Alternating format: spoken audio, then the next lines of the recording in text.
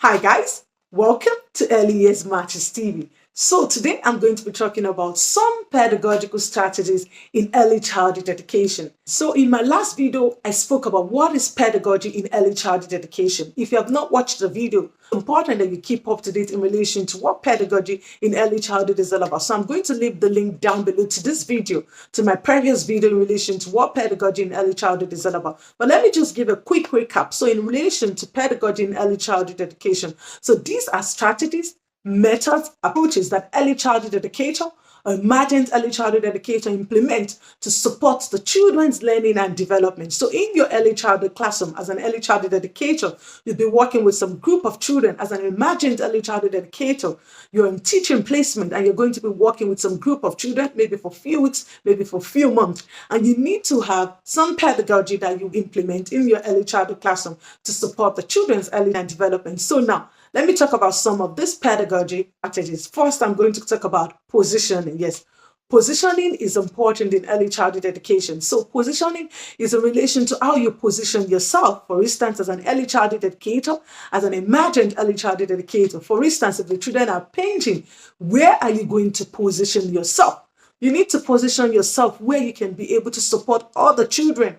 Painting, for instance, if you're painting, if you have, let's say, for instance, 6 children painting on a table. So as an early childhood educator, an imagined early childhood educator, you need to position yourself where all the children can see you. If they need help, they can be able to reach out for you. They are not struggling. For instance, if they're painting, you're not just going to say, oh, let them paint, and you're doing other things. You have to be present. You have to be there while the children are painting. So if there's a need for help, they can always call you. Positioning is in relation to how you position yourself in the room as well. For instance, maybe during circle time, you're reading a story to the children, or in circle time, you're asking them questions. So you need to position yourself where you can be able to see all the children, where you can be able to ask them questions. You're not just positioning yourself to some of the children while the other children are struggling, or you're not seeing all the children. So positioning is important in early childhood. This is what you have to be conscious about. This is important. You have to be conscious about positioning yourself where you can see all the children. This is important because pedagogy is all about supporting the children in terms of their holistic learning and development. So you need to be able to position yourself where you'll be able to support the student. So now let's talk about positioning as well in terms of the room layout. You need to lay out the room in such a way that the children will be able to easily access the materials and resources. They are not going to be struggling. For instance, if you want the children to develop a love for learning, so be able to position the storybooks where the children can easily reach out for this. They are not struggling. They're not saying, oh, Florence, can you help me get that storybook? No, that has to be at the lower level. The shelf has to be at the lower level where the children can easily reach out for these books. They are not struggling. This is what positioning is all about as well. For instance, the children want to paint. Let the paint be at the reach of the children. The paint brushes, the aprons, that the children are not struggling. This is what positioning is also about as well. This is something that you just have to be conscious about. Like in terms of positioning, I want to use positioning to support the children's holistic learning and development. So I need to position the resources, the materials where the children can easily reach out for these materials and resources. They are not struggling. They are not calling the adult.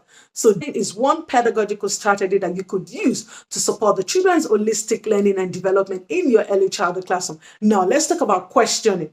Questioning is another pedagogical strategy that you could use to support the children's holistic learning and development in your early childhood classroom. But I'm going to emphasize in relation to questioning, use more of open-ended questions. Stay away from closed-ended questions such as yes or no. For instance, do you like your shoe? Is going to be yes or no.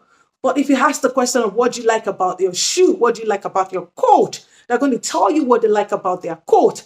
Compared to do you like your shoes, it's going to be a yes or no. Do you like your coat? It's going to be a yes or no. So when you're using position, you're thinking of using questioning to support the children's holistic learning and development in your early childhood classroom. Use more of open-ended questions. These children to use their imaginations. They're going to think. So what do I like about my coat? What do I like about my shoe? What do I like about my socks? What do I like about my paint? What am I doing? You're asking them questions. What would you like to do today? Compared to would you like water play or sound play? If you're asking them, would they like water play or sampling, they're definitely going to tell you they want sampling compared to the question of boys and girls, what would you like to do today? So they're going to think to tell you what they like to do, their interest, compared to you just giving them two options. So they have different options to choose from when you ask them a question of what would you like to do today. So as an early childhood educator, an emergent early childhood educator, I want you to think about using questioning, but ensure that you're using more of open-ended questioning as a pedagogical strategy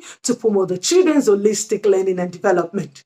Next, let's talk about modeling and scaffolding. Yes, so modeling and scaffolding, they're another pedagogical strategy that you could implement in your early childhood classroom. So in relation to modeling or scaffolding, think of another word of show and tell. So you want the children to do something, you're modeling this, you're showing them how to do this. For instance, if you want the children to skills such as sharing, you, the educator, the emergent educator, let the children see you share as well. You need to understand that in early childhood education, children learn by doing. So they let us do these things. They tend to do the same as well. Compared to you telling the children, oh, you must share, you must be nice to your friends. They want to see you, the educator, share. They want to see you, the emergent educator, share. And then they learn this automatically, because if Florence is sharing, definitely I have to learn to share. So modeling and scaffolding is another pedagogical strategy that you could implement in your early childhood classroom. You want to teach the children social skills. You want to introduce something new that the children are not used to. So you could use modeling, you could use scaffolding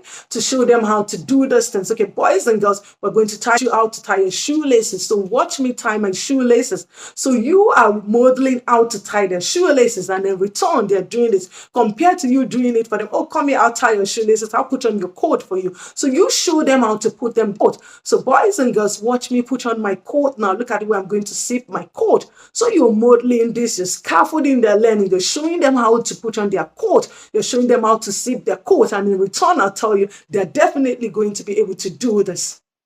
I'm going to talk about labeling as a pedagogical strategy that you could implement in your early childhood classroom.